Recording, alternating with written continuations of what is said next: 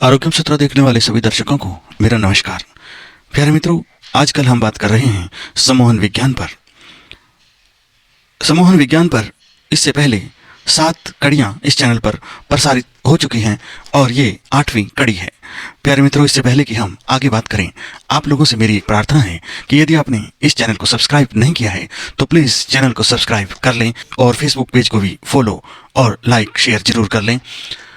प्यारे मित्रों, इस चैनल पर स्वास्थ्य से संबंधित बहुत ही सुंदर जानकारियां दी गई हैं और साथ ही साथ बहुत ही सुंदर सुंदर भजन भी आपको इस चैनल पर सुनने को मिलेंगे।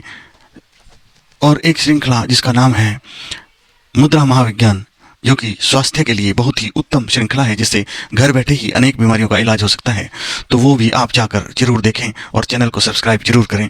आइए अब बढ़ते हैं आगे।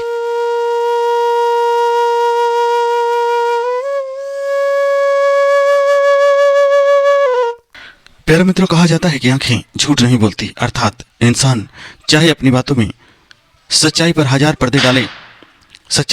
पर्दे डाले किंतु उसकी आंखें अंतःकरण में छिपी सच्चाई को अवश्य बता देती हैं। मनुष्यों या प्राणियों की आंखें उनके अंतःकरण का दर्पण कही जाती हैं।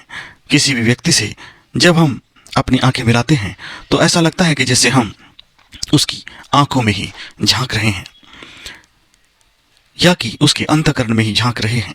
जो लोग अपने भीतर की सच्चाई को छिपाने का प्रयास करते हैं वे आंख से आंख मिलाकर कभी भी बात नहीं कर पाते। ऐसी ही आंखें अक्सर झुक जाया करती हैं और जिन्हें आंखें चुराना कहा जाता है।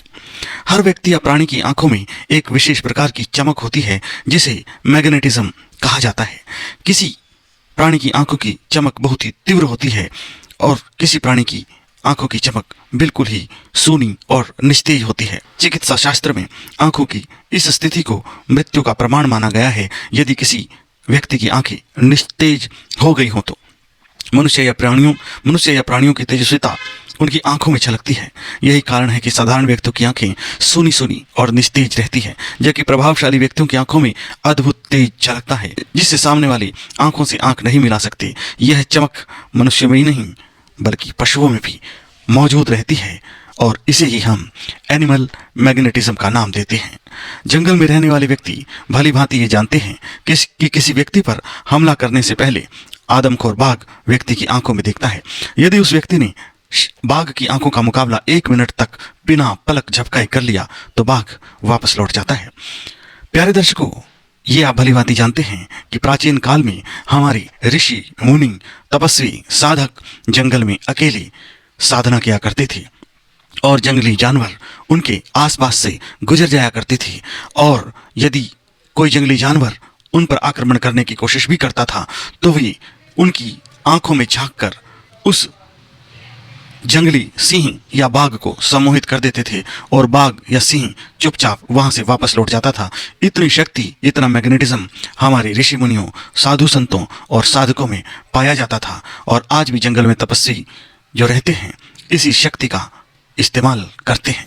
बाघ की ही तरह यह चमक अजगर की आंखों, बिल्ली की आंखों, सांप और उल्लू आदि प्राणियों की आंखों में भी पाई जाती है। अजगर भी शिकार करने से पहले अपनी आंखों की सम्मोहन शक्ति से अपने शिकार को सम्मोहित कर देता है, जिससे वह एक जगह पर स्थिर हो जाता है और फिर अपने शिकार को दबोच लेता है। मनुष्य या प्राणियों की आंखों में विद्यमान यह दिव्य चमक ही मैग्नेटिज्म कहलाती है। यह दिव्य चमक मानव या प्राणियों का शारीरिक चुंबकत्व है या कि ओज है, जो आंखों से निकलकर सामने वाले को बरबस प्रभावित करता है। इस मैग्नेटिज्म को ही मेस्मरिज्म भी कहा जाता है।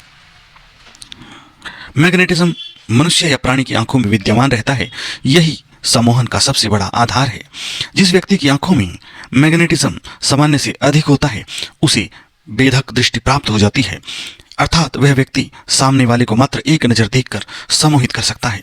बेधक दृष्टि के प्रभाव से व्यक्तियों या प्राणियों को सहज ही सम्मोहित किया जा सकता है। सम्मोहन का अभ्यास करने वाले के लिए बेधक दृष्टि प्राप्त करना बहुत ही जरूरी है। बेधक दृष्टि प्राप्त करने के लिए त्राटक एक बहुत ही महत्वपूर्ण विधि है।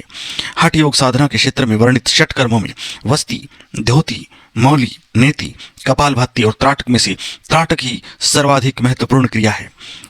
इस साधना से मस्तिष्क में विचार शून्यता तथा आंखों में बेधक दृष्टि आती है। यह क्रिया ध्यान, साधना एवं समाधि के लिए बहुत ही उपयोगी मानी गई है। प्यारे दर्शकों, त्राटक 3 प्रकार के होते हैं। पहला त्राटक होता है निकट त्राटक। आंखों से 60 सेंटीमीटर दूर रखी हुई वस्तु को एकटक देखने का अभ्यास निकट त्राटक कहलाता है। दूरस्थ त्राटक, आधा मीटर से 1 मीटर या अनंत दूरी पर रखी अथवा चलायमान वस्तुओं पर दृष्टि केंद्रित करने का अभ्यास दूरस्थ त्राटक कहलाता है। तीसरा है अंतर त्राटक, जो कि सबसे महत्वपूर्ण है। किसी वस्तु की मन ही मन कल्पना करके अपने मनस पटल पर विचार रूप में साकार करने की साधना अंतर त्राटक कहलाती है। इस क्रिया में साधक अपने नेत्र बंद करके किसी बाह्य वस्तु को ध्यान में साकार करने की साधना करता है। अंतर त्राटक द्वारा इच्छा शक्ति और कल्पना शक्ति मजबूत होती है तथा साधक का मन शांत होने लगता है। आइए बात कर लेते हैं, त्राटक करते समय कौन कौन से नियम और सावधानियां एक साधक को रखनी चाहिए। किसी भी बिंदु या वस्तु को एकटक देखने से आंखों पर जोर पड़ता है और आंसू आने लगते हैं। ऐसी स्थिति में पलकें बंद करके आंखों को आराम दे देना चाहिए। आंखों के साथ जोर जबरदस्ती नहीं करनी चाहिए, अन्यथा साधक की आंखें भी खराब हो सकती हैं। साधना के समय ढीले ढाले आरामदायक वस्त्र ही पहनने चाहिए। अभ्यास को क्रमगत धीरे धीरे आगे बढ़ाना चाहिए। एक साथ लंबी छलांग नहीं लगानी चाहिए, क्योंकि इस क्षेत्र में सिद्धियां धीरे धीरे अभ्यास और लगन से ही प्राप्त होती हैं। साधना की परिपक्वता का परीक्षण भी समय समय पर साधक को करते रहना चाहिए। साधना कक्ष को साफ सुथरा, आरामदायक, सुगंधित रखना चाहिए। यह कक्ष एकांत, शांतिपूर्ण और साधना के अनुकूल होना चाहिए। हमेशा सात्विक भोजन, सात्विक विचार, सात्विक वाणी, भीड़ भड़क्के से दूर ही एक साधक को रहना चाहिए। साधना के दौरान केवल कुतूहल के लिए किसी भी प्रकार का प्रदर्शन नहीं करना चाहिए। साधना के दौरान न अधिक भोजन करें, न ही पेट को खाली रखें। शरीर की सफाई, क्रोध पर नियंत्रण, सदाचार युक्त जीवन साधक को इस साधना के दौरान रखना चाहिए। अपने आराध्य देव, अपने गुरु के प्रति श्रद्धा भाव रखना चाहिए। उनसे अपनी साधना सिद्धि की कामना करनी चाहिए। साधना के समय अपनी दैनिक सिद्धियों, अभ्यासों तथा अनुभवों को एक डायरी पर लिखते रहना चाहिए। प्यारे मित्रों, इस पोस्ट में इतना ही। अगली पोस्ट में बात करेंगे कि अलग अलग त्राटक हम कैसे कर सकते हैं, जैसे कि मूर्ति पर त्राटक, बिंदु पर त्राटक, पशु पक्षियों पर त्राटक, सूर्य तथा चंद्रमा पर त्राटक, दर्पण पर त्राटक। इन सभी बातों पर विचार हम अपनी अगली पोस्ट पर करेंगे।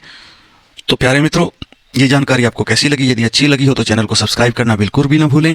फिर मिलते हैं अगली पोस्ट के साथ, अगली किसी ज्ञानवर्धक जानकारी के साथ।